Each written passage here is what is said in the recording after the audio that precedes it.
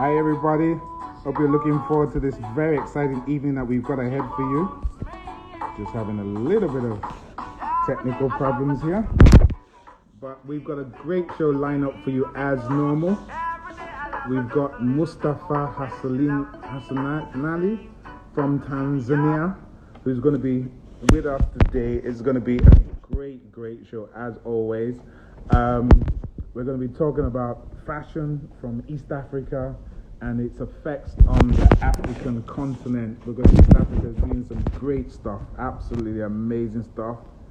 And Mustafa's already joined us. I just want to try and we're going to bring you on in a minute, Mustafa. I just want to do our introductions, and we're just going to bring you on in a second.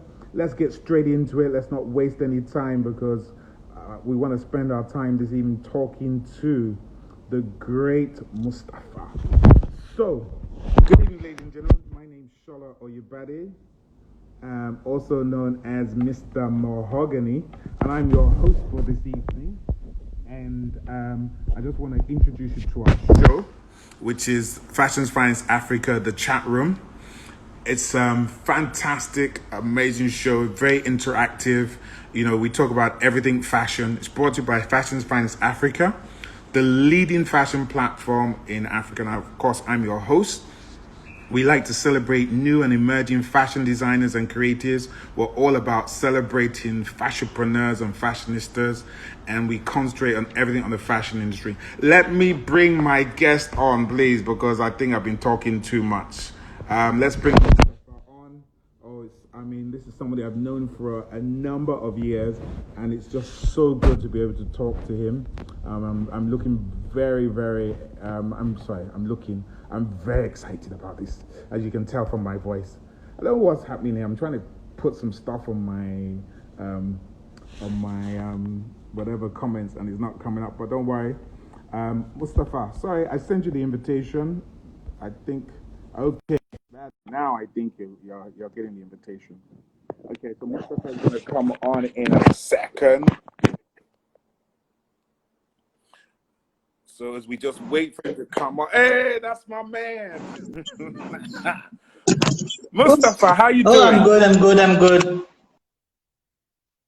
Oh, it's so good to have you all the way from Tanzania in East Africa. We have you live and direct. How are you? Well, it is live and direct, yes. That's right. I want to get straight into it, but before I do, please let me introduce you, because I got to introduce you to everybody out there, as I like to do with all my guests. You know, give them a little bit of a profile about you. Mustafa Hassanali is a fashion designer and qualified doctor. Guys, he's a qualified doctor whose work has been featured widely throughout Africa and other parts of the world. His designs reflect the deeply embedded cultural heritage of the Tanzanian society. He is known for his intricate work with beading and embellishments. Mustafa's zest for fashion is not only limited at fostering his own creations and offering something new to his target audience, but he also believes in the enhancement of the Tanzanian fashion industry and East Africa on the whole. Guys, please give it up for Mustafa. Oh God, I'm so excited. You know, I've known you for a long while. So exactly, sure. I've known you for so long. It's such an honor to meet you. I mean, it's such an honor to meet you online and do this chat. I was like, okay, let's do this. Definitely. You know, what we're trying to do here is that we're trying to bring fashion from across Africa to the world, if you get what I'm trying to say here. Fashion does not just consist of West Africa, Nigeria, and Ghana. There's fashion going on in South Africa. I mean, the great things. I know the things that you've been doing, but I'm going to get you to talk yourself about them. You know, all these amazing things that's going on. So let's get straight into it. I want to ask you a question. You're a trained doctor, okay? And you're in fashion. How on earth did you move from medicine, I'm assuming, to fashion? How did it happen? What's the story behind you becoming a fashion designer? I think, Shola, it's very simple. You know, when you are everybody studying, you know, going through a university, they always have to do something to something parallel, you know, whether you are taking photographs, you're selling, you're working in a library, you're doing something during university. So since time immemorial, since I remember, I always wanted to be a doctor, and I always wanted to be a cosmetologist, you know, a plastic surgeon. Right. It's funny enough that when I was growing up through teenage life, I started loving the human figure and especially woman, I started designing, but it was only as good as on the paper. And when I was going through the university, I think most people, whether you're in Africa, Asia, or anywhere in the world, there's that little freedom you get when you are in the university, especially when you're coming from conservative society like ours. So, and I just wanted one of my dresses to, while I was studying medicine, I just wanted one dress only, and to be made for somebody, and 1 + 1 = 2, and I ended up doing a collection for a local pageant, and I was promised that if these local pageant winners, they'll go to Miss Tanzania, and if they win for Miss Tanzania, you will design for them for Miss World. Now try telling that to a teenager. Try telling that to a teenager that you're going to design for Miss Tanzania, for Miss World. You know, and I just went ballistic, and it just so happened that year, the same year, so the contestants I designed for the winners for Miss Tanzania pageant, and the winner for that year's Miss Tanzania wore my dress. Wow! And Miss Tanzania then was a big event in 1999. And here I am, one thing led to another. And by the time I graduated, I knew that I took a break. Once I graduated, I took a break to focus on fashion, and let's see if it can just not only be my bread and butter, but also jam too. So I took that 6 months break, and that 6 months break has God knows how many years now. I never went back. Wow, that's such an amazing story, and it just goes to show that fashion is open to everybody, and you can make a successful career of it. I mean, I don't normally like to talk about COVID-19, but I think in this particular case it's a bit relevant. How would you describe the fashion industry in East Africa? And you can either concentrate on Tanzania or you can concentrate on East Africa. Pre-COVID-19, and how do you think it's going to be post-COVID-19?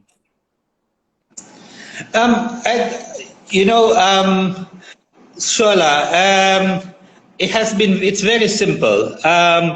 We were in a rate race. I mean, the entire global industry, whichever business you roller coaster ride, you know, you are in a rate race. We were one show after another show, you know, one collection after another collection, one destination to the next. I mean, we were in a roller coaster ride, and we as human beings, we never got that opportunity to like stop, take a break, you know. So True. It was a matter of nature coming to force us to stop, you know. So we know our lives, how it was pre-COVID. We know our lives in COVID, and now we are going to determine how to go post-COVID. And when we are discussing that, we all changed our dynamism. So suddenly we were jobless. Right. There was we were all jobless, and we were wondering how we are going to survive the next day. And and during COVID, and no designer can say, or no production house or no apparel factory can deny the fact that COVID in itself was a blessing in disguise, because it became essential. We had to work. Right. Okay. So we all had to change the way we work. Suddenly, everybody is producing masks because it became essential. Suddenly, everybody is producing garments for the hospitals. Suddenly, each and every apparel factories in the world are now producing garments to suit the COVID era. And if you see, our life has changed and will change. So post 9/11, we never had security issues. True. So in this world, there was not every airport you go, every transit, there's security checks you have to. So we are so used to that security checks. But those who lived the pre 9/11 era weren't allowed. Before we could even go in the cockpit and take pictures. Now you can't even you can't even knock on the door unless you are a super celebrity. Maybe, just maybe, you might, or an aviation blogger, they might just allow you. And even that when you're on ground, not on the plane. So they will never allow you inside the plane while it's on air to take photos in the cockpit. Similarly, we are a human race. And since time immemorial, we have adapted and abupted to situations in this world. So if you go to see, we just have to live with COVID. Whether HIV/AIDS, we live, which has no cure. We live with the malaria. Yes. True. So what we have to do is we have to be selfish and protect ourselves first. So we have to keep that social distancing, protect yourself, first. So they say charity begins at home, so protect yourself. And prevention is better than cure. So we can go and talk about it, but it is a high time that we just adapt and adapt and work hard and bring the dynamism. Because at the end of the day, clothing is a basic necessity. Yes. Clothing is a basic necessity, and the entire value chain is there, and it needs our support. You've made some very good points. In fact, I've never analyzed it like that. That 9/11, look at the changes that happened. Look at HIV/AIDS. Even look at Ebola and stuff like that. We managed to get through all of these things, and we will get through this. When you look at you are a major player. That cannot be underestimated. You're a major player in the East African fashion scene. I don't think there's anybody within that vicinity that does not know you. You've been around a long time. You've achieved some great stuff. You're a multi-award-winning fashion designer. How much support would you say that fashion designers in East Africa get from corporate bodies and the government? I ask this because I say that one of the major factors that fashion creatives face all over Africa is that there's not adequate funding for the industry, particularly for new and emerging designers. So is this different in East Africa, or is it the same? What are the sort of problems you face there? Let's clarify one thing, that fashion is a business. True. We need to get it right through our head. Fashion is business. And until and unless you don't accept that fact, we will always be playing the crimey card, We are not getting support, there is no funding, whatever. We'll always be crying. And as Africa, we are always on the crying side, And we need to change the story. We need to change the narrative. We need to change the dynamics. Let me give you a particular example, right? Okay. There was nothing like maybe 25, 30 years ago, Nollywood did not exist. True. The Nigerian film, but today you get a Netflix pays for Nigerian movies. Before, South Africa was the entertainment hub for Africa. Southern Sahara Africa, if I was to correct myself. Today it isn't. It is Nigeria. And that only happened because they brought in the change themselves.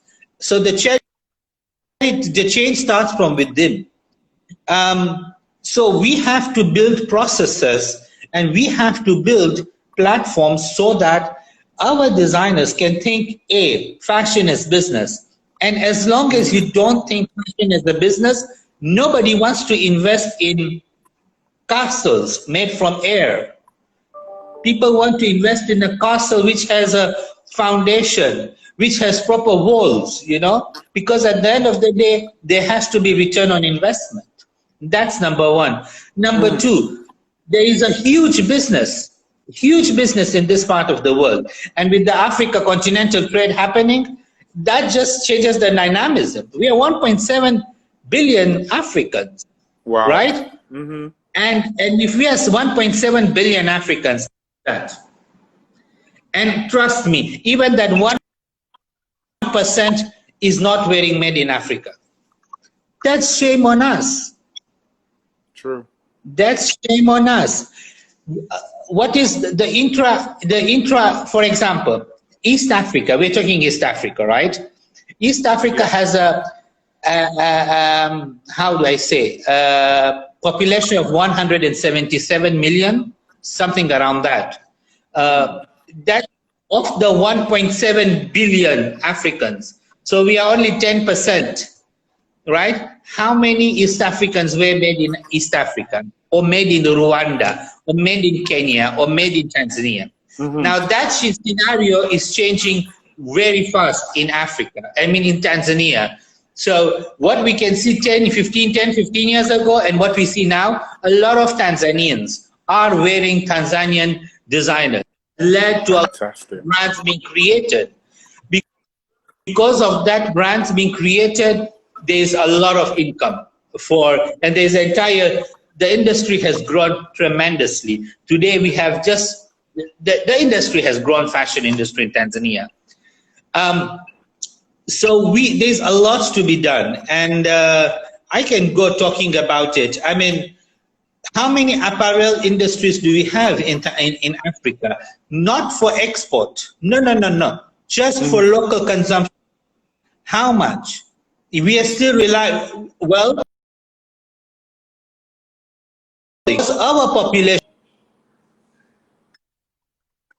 our people cannot afford made in our own garments produced in our own respective countries. So there's a lot of opportunity and a lot of potential. And until that, put it into a proper business plan, fashion will just be seen as an entertainment. Go to an event, sit on a front row, clap your hands, and voila, and take selfies and pictures and walk on the red carpet. It will be just that. So if I'm sorry to say this, most of our designers will always remain poor, and that's the hard reality. Okay, so this I have to take you up on this. Explain, because I think there's a lot of people here that know you that are on here. There's people from different parts of Africa that are on here, including the UK, including I'm seeing people from America, Ghana, Nigeria, Kenya, other places. So you just made a statement, which is that most of our designers will remain poor. Explain what you mean by that.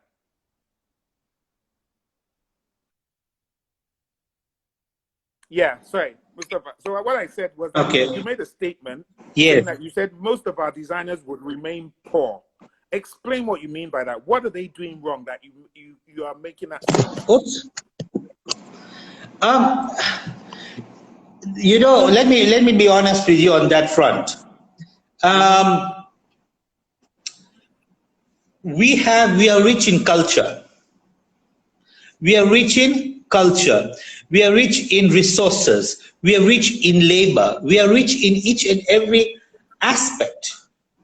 Yet when we get married, we want to go when we want to go outside the country and buy Europe. We take our hard-earned money, right? And we shop for a wedding gown from America.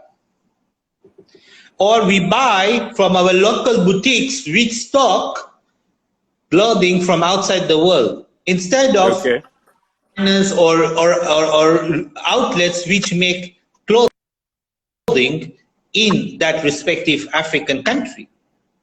That's number one. Number two, we'll always remain poor because we allow our cultural identity to be used for financial gains by big brand houses in the Western world. So whether it is the Kentes of Ghana or the Masai Shukas of Africa, or what we call the African fabrics, they'll always be used by. So when we have been using it, we have been called cultural, you know. But when an international brands, it's like, oh my God, wow, it's a revolution. But these fabrics, our grandfathers have been wearing since time immemorial. The copyright. Why should another a designer should use the exact replica of the fabric, you know, and add value? And they don't add value to it. Also, they just use the fabric. It is like what happened to the Ethiopian national dress. It was suddenly used for London Fashion Week. Where is the creativity? Who has copyrighted it? Yeah. And we could say still for our carvings, our art, our paintings, where are our artifacts? You know, which from the kingdoms, West African kingdoms to the East African chiefdoms, where are the artifacts? They still earn money for the colonial powers in Europe. I wish that money, part of it also was being repatriated to develop our culture scene. But no, it is their museums benefiting, not us. For our fabrics, where is our history? So we always remain poor. And considering we don't stay, we as an entrepreneurs do not take it seriously. The business of fashion, the fashion business, we will never grow. You are only as good as how much you sell in a month. Right. Period. It is business. While our brothers and sisters in other parts of the continents, for them it's business. For us, it is, I don't know, I really do not know how to put it. And I think this story is same throughout. Whether you are in Ethiopia or you are in Senegal. I saw Adama here. I mean, you know, it's the same story going throughout Africa. And I think I've shown in about, say, 18, 19 African countries, the same story. It is the same sad story going throughout Africa. But Africa is very, very, very rich, extremely rich. If we don't use our resources, who is, for our grandchildren, who is going to do it? So so how can we change things then? I mean, you're a major player. I mean, you do fashion weeks, you have a design label. I'm sure you sit on different forums and councils and all that sort of stuff. What can we do, or what do you suggest that we do to change this? One thing first, change our mindset. We need to change our mindset as an individual. If you are a designer and you want to design, not for the glory, not for the I don't know, I was featured in this magazine or that magazine. That's PR, you get me? Or not for, I don't know, selfies, whatever case, or just to be famous, you know? You are designing because it's business. That is not your bread and butter only, but it's your jam too. So it is your business. And in business, it is like, you have to earn money. You have to earn living. But a business which has to be scalable. You start, if you are making, I don't know, 50 dresses a month, what are your plans? What are your 2-year plans? What are your 5-year plans? Where do you see yourself? Will you just be a Malian designer, or you will be the biggest designer in West Africa? But not only in terms of brand value, but also financial value. What is your net value? What is your value? And how can you achieve that? Once you take your business seriously, and other people will take you seriously. And then I mean, there's you make some very good points. The quality of your work, the pricing of your work, the workmanship. what market segment are you targeting? Those are all part of the business. So in short, you need to get your Bible right. You need to get your Quran right. And what is your Bible? It is your business plan. Do you have a business plan as a designer? Because a fashion week, fashion platforms give you an opportunity to showcase your creativity.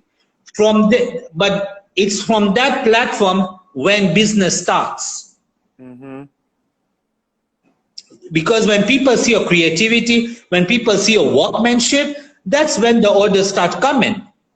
But until then, and that's why those platforms are there.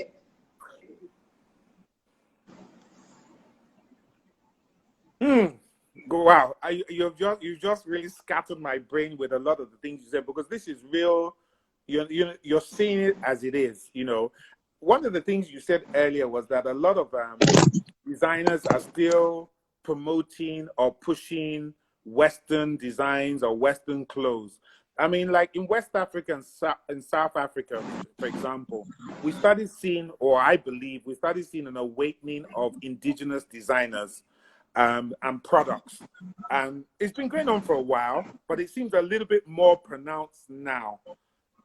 What is it like in East Africa? Is there a shift towards indigenous and promotion of African designs, or are you still very much in that, well, we want to dress Western? You know, what's it like there at the moment? I'll be straightforward. You know, fashion, it depends on the designer and the kind of garment he does. So in Tanzania, the people who are just doing weddings and customized gowns, and then and now we have this emergence of designers who are having what we call they're doing more of retail garments. So when you individual, you need to create a market for yourself. You need to create a product. The market is there. The market is there. And what is the unique selling point for your product, for your garment? For example, we have traditional weddings, and now we have designers. We have brides and grooms coming to, I want a traditional outfit for my wedding. We will create for them. And then there are some designers who just create such kind of clothing, traditional clothing, and there is a market for them. So sometimes if I can't do it, I will recommend another designer to do it. And that's a point which I would also reiterate. We designers tend to think that we are too selfish. But there is a piece of cake for everybody. So if you get, so sometimes you might get a huge corporate order of shirts, but because you don't have the capacity, you're willing to lose that instead of just taking that order and distribute it towards all the other designers. And this has, at the end of the day, but because we are not money-minded, we are not thinking it as a business, we are thinking emotionally. And this is what I've realized over the career. This heart does not work. At the end of the day, it is only this part which works. So in fashion, we have to think with the brain, not with the heart. You're so right. I mean, I wish people could really listen to this. We're going to keep it up there, and I'm hoping people will come back and watch it, because you said what you're saying to people now is the sort of things I say to people every single day. Run your business as a business. It's not a hobby. It's not meant to be a socialite thing. It's meant to be a business where you make money. I mean, you've set up and managed and run and are the founder of the Swahili Fashion Week, okay, which is, there's no shadow of a doubt, has become and is the biggest fashion event in East and Central Africa. So one of the common issues that I found in the fashion industry is that we're given a lot of applause for our creativity, but it doesn't seem to be attracting international brands to their communities to set up businesses. Why is this the case? So, you know, you go outside of Europe, you go to Singapore, you go to Asia, and all these brands, H&M, Marks and Spencer, Macy's, you name it, they're all there. But even though we do some such big fashion weeks, even though we have the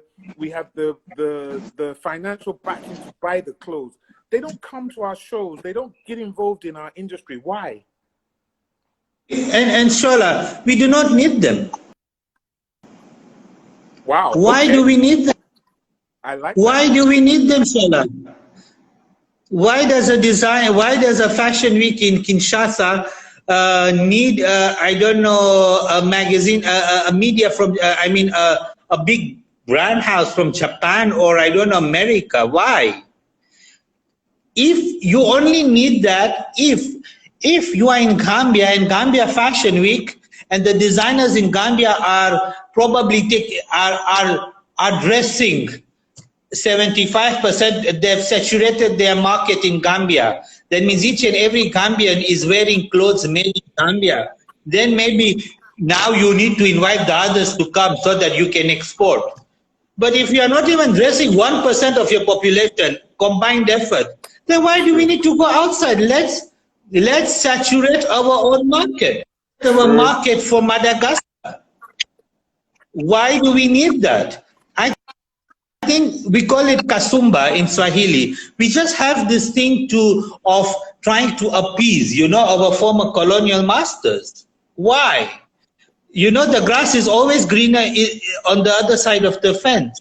And that's what's, we are not looking at all the, we should look as glass half full than half empty.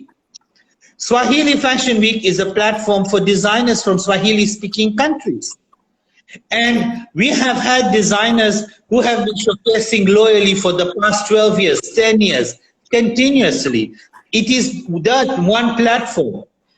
If an international media wants to come to cover, Karibu Sana, you're most welcome. But I'm not going to bend over the back to fly in people. For what? In this, especially in this age and era, where there's media happening, you are live. Why do when you are live in your fashion week, whether it is the Senegal Dakar Fashion Week or a Kaftan show or Addis Hub or whichever event, I can see it online. Why? So why do I have to get people in? Have I saturated the market? So me being the chairperson of the Fashion Association of Tanzania, and also being part of the Commonwealth Fashion Council, I just want to say, have we saturated our market? Once we have saturated our market, we have surplus, then we need to start thinking going beyond our boundaries.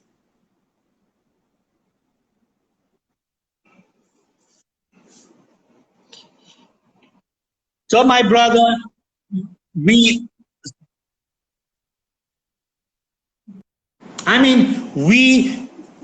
our intra, do you know what is our intra?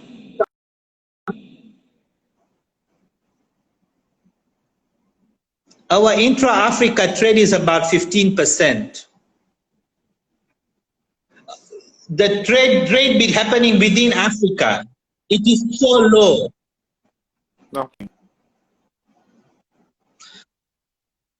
Hello?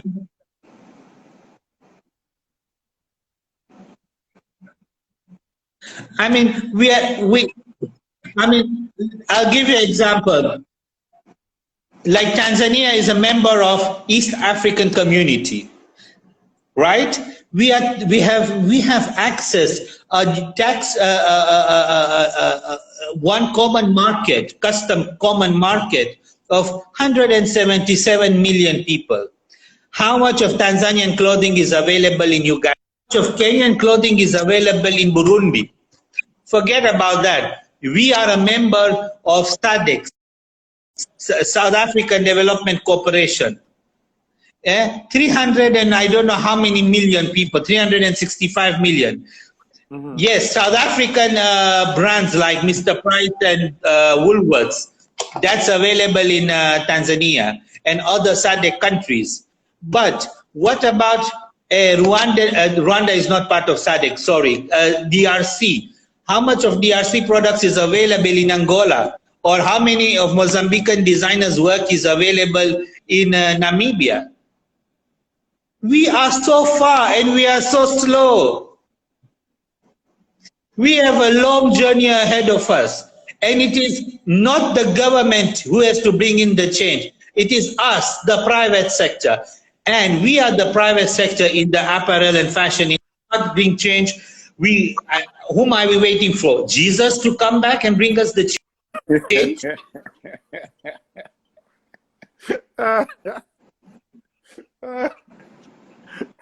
Oh God! Please, if people have got.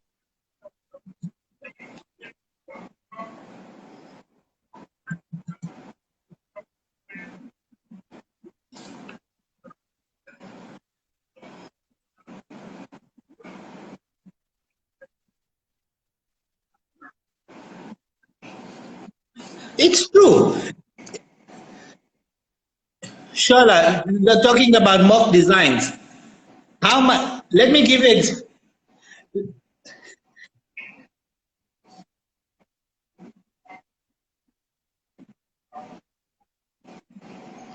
Let me give you an example of how where the money is made out of. Import all our zips, yet there is a factory in Madagascar which. Remember, we import our zips, yet there is a factory in Madagascar which produces buttons and zips, and there are factories in South Africa which does the same, and in Mauritius. But no, we get our zips and all the accessories and trimmings from China and India. Tanzania produces one of the biggest crop is cotton. And Tanzania exports its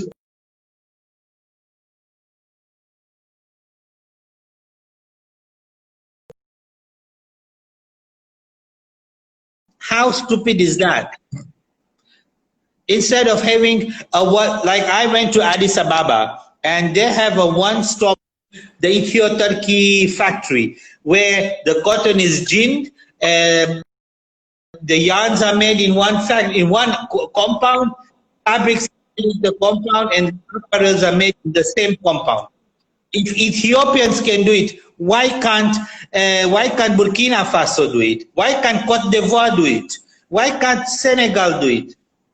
Why can't Tanzania do it? So we take all our money, our hard-earned money. The money goes out of Africa instead of the money circulating within our own economies. So that is a big problem. We import, even machinery we import. So when will we develop our own technologies? We can't, because we are reliable to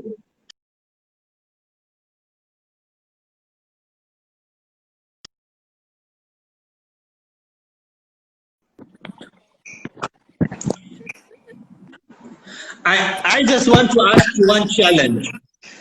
Today, Yes. If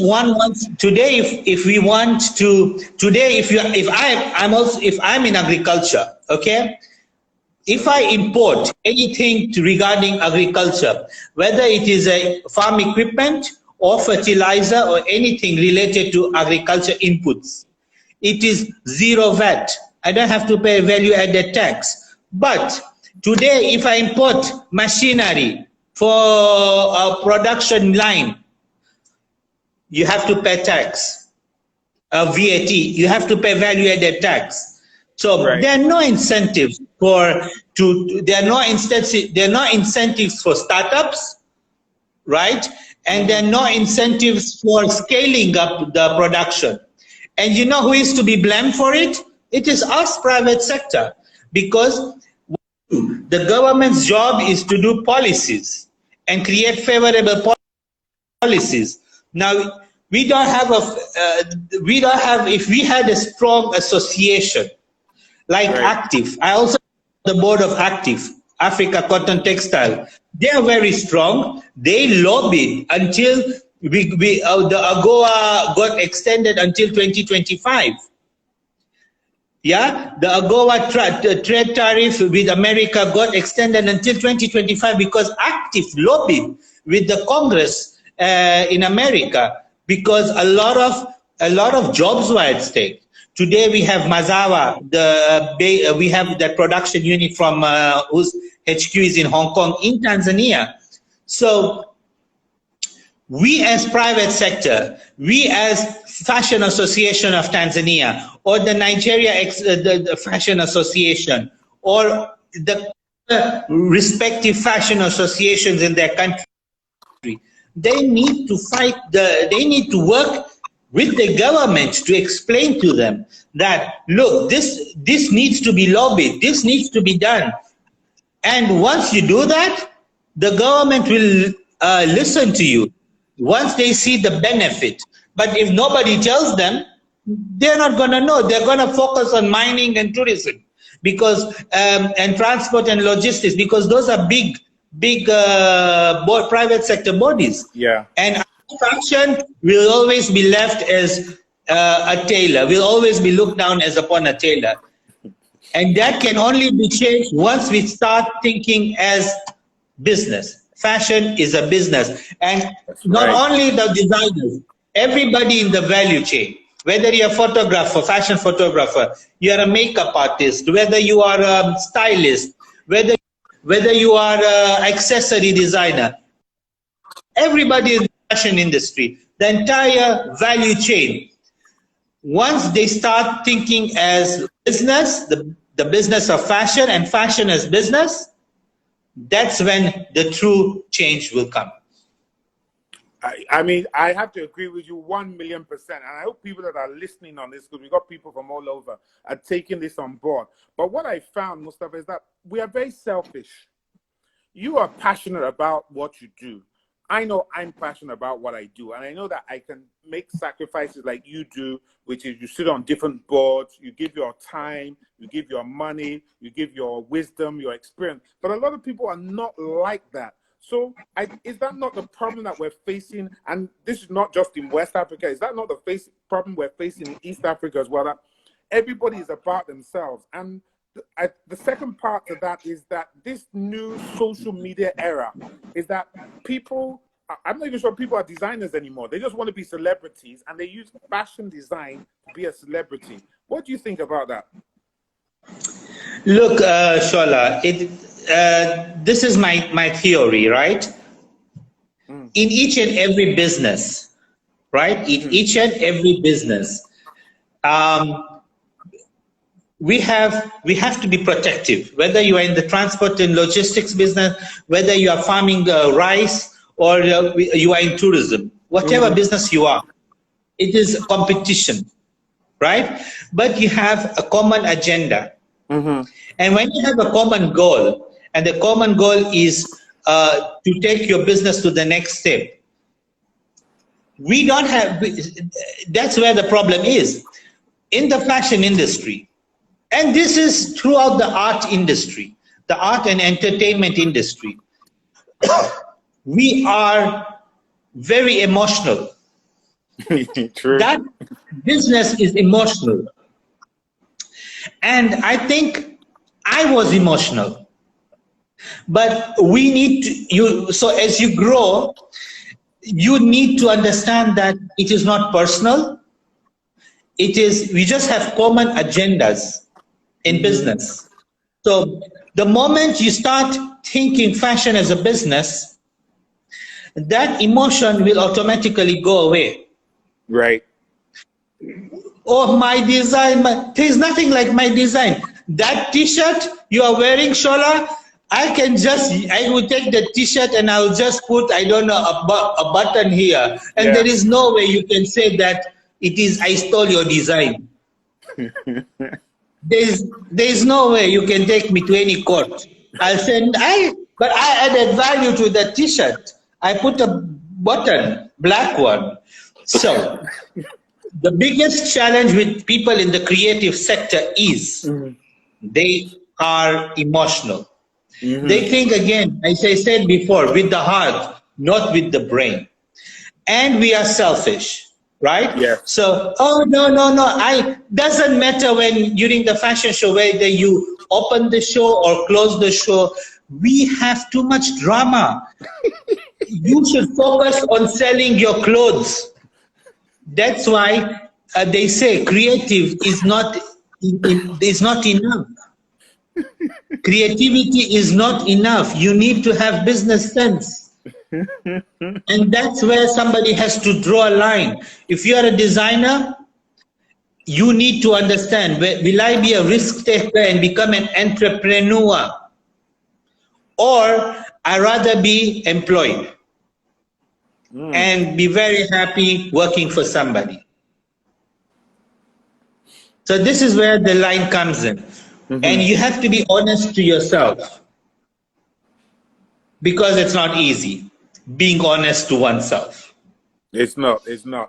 I mean, you've made some fantastic observations. You've said it as it is. It's very true.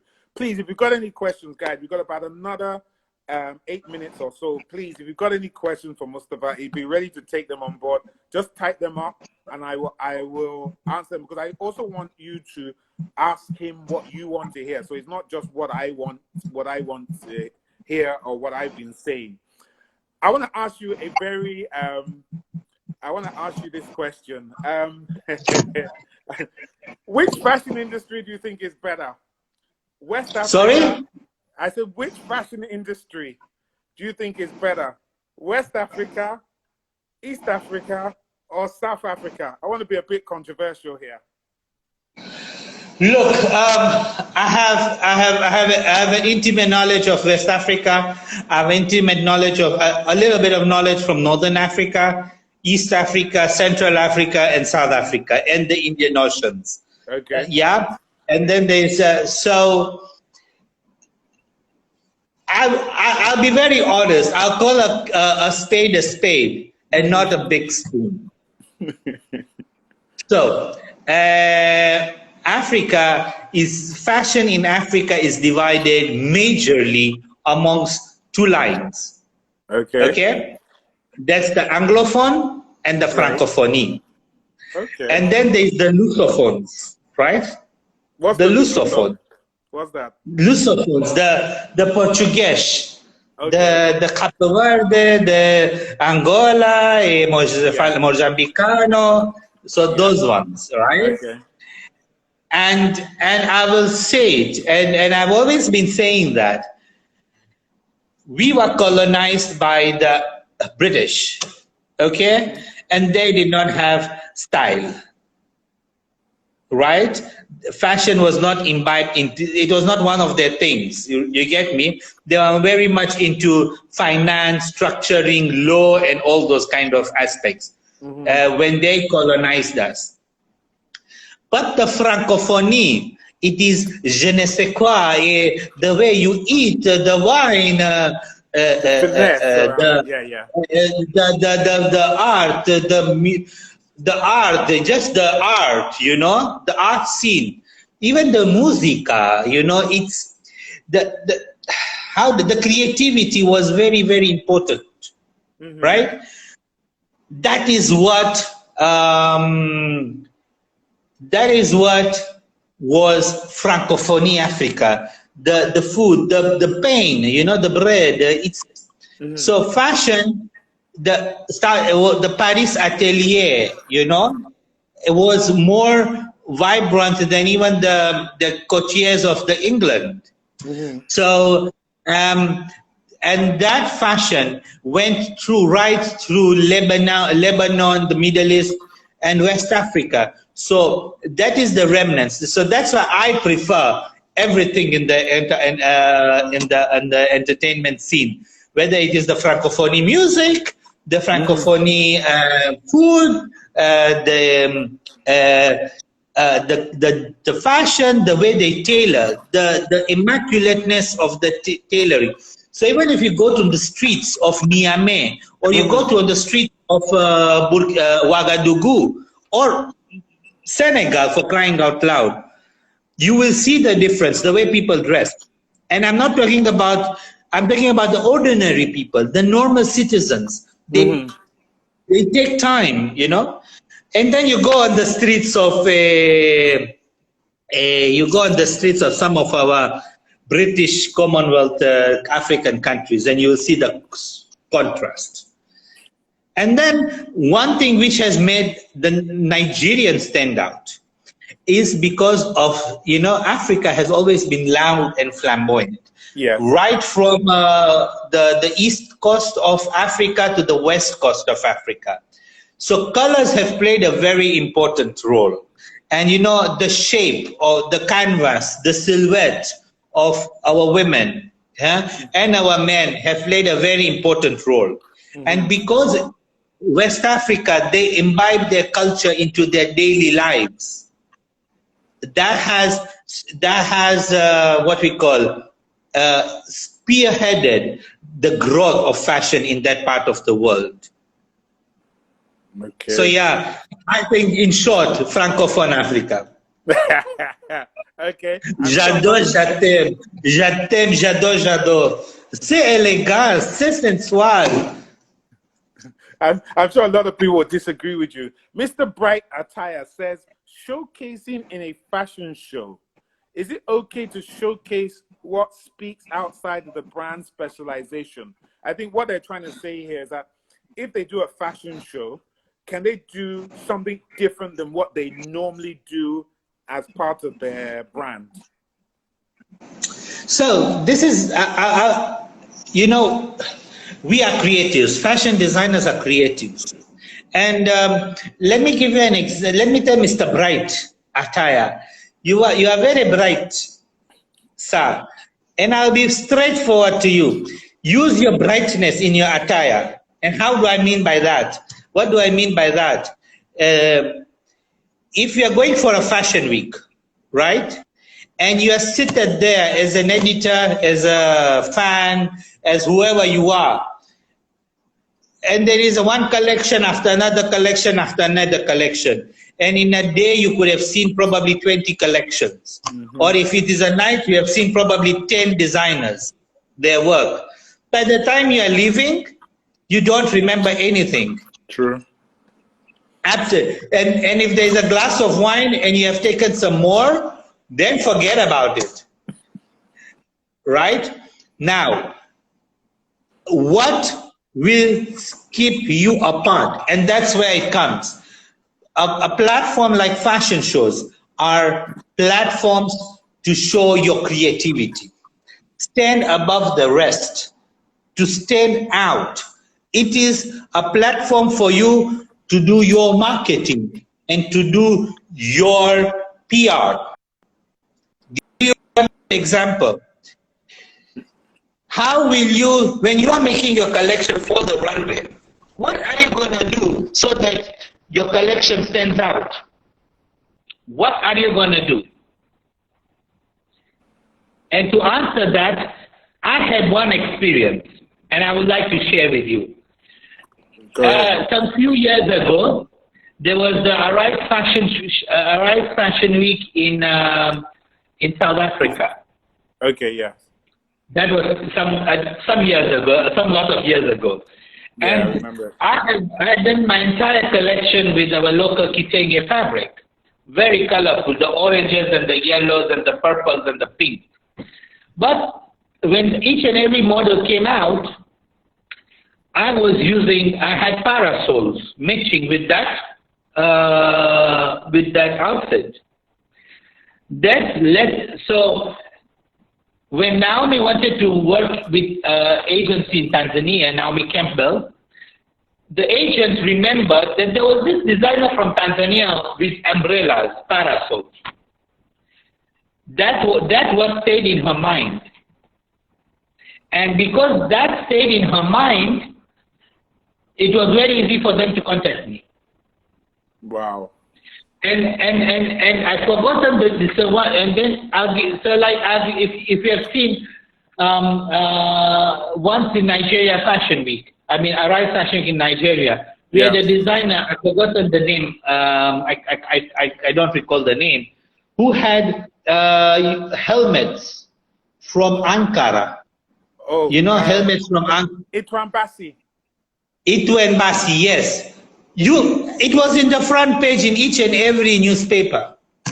So when the editor is selecting, the editor, that's what sells at the end of the day. So yes, Ituan Basi was right before me. All the dresses were very simple. I don't even remember the dresses, but I remember helmets. Yes, I remember it. So that's how you need to be creative. So some people doing crazy things, you know, during their show. It's all to make sure that that show stands out. You will not remember the dresses, but you remember the brand name and you remember the drama with that show. And that's where you got a big PR tick. Exactly. And if somebody wants to hire me as a PR consultant, I'm available. Don't worry. Anybody that needs him, contact me or go to his handle directly. I'll put you in touch with him. Mustafa, it's been fantastic having you. I mean, my head is just blowing up from all the great things that you've said, the knowledge that you've imparted to us. I mean, if more people like you, our fashion industry would be so big and enormous in Africa. It's clear that there's a lot of growth. There's a lot that can be done. And, you know, we appreciate you and we appreciate the great stuff that you're doing. Guys, please send a big love hearts, thumbs up, okay, to Mustafa for the great stuff that he's been doing and for coming on board. Their time difference is different than ours, so we really appreciate it. We thank you so much. Please stay safe. You know COVID is still out there, so we want you to stay safe. Mustafa, please keep the business going. Any last few words for a quick 1 minute or less than that? I think we each and every designer in its own respective workspace to play their part and to keep their arms open and just work as fashion as business. And once we have that in sight, I think the future for fashion in Africa, they've been saying it for so many years, and I'm still saying it now, it's too bright. We have not utilized it. And I think, on a parting note, I think it's up to us, but also the new generation coming to take it to the next level, to take fashion to the next level. And I think where there is a will, there is a way. And just on a parting note, John F. Kennedy said, don't ask what your country, in his inaugural speech, yes. Don't ask not what your country has done for you, what have you done for your country? So that each and every designer has to say, what input have I put into the country which or the town or the city I'm working from, and what value addition I have brought for my people, because at the end of the day, you are designing for your fellow people, human beings. So that's it. Mustafa, thank you so much. Please be safe. Take care of yourself. They've given me less than 2 minutes to log off. I really appreciate it. Thank you so much. Be safe out there. Yeah. And good night. Good night. Everybody, that was such a great show. I mean, it was very insightful. There was so much said by Mustafa from Tanzania. He's a leading designer. He's on all the major councils. He does Swahili Fashion Week. I mean, we're really lucky to have him on board. We're going to be back again next week, Thursday. We have a great celebrity guest with us next week, Thursday. You don't want to miss that. And it's going to be our lifestyle edition. We also got Mahogany Models on Tuesday at 8 o'clock. I'm sorry, Mahogany International on Tuesday at 8 o'clock. Mahogany Models on Wednesday at 7 o'clock. Everybody out there, COVID is real. Please be safe.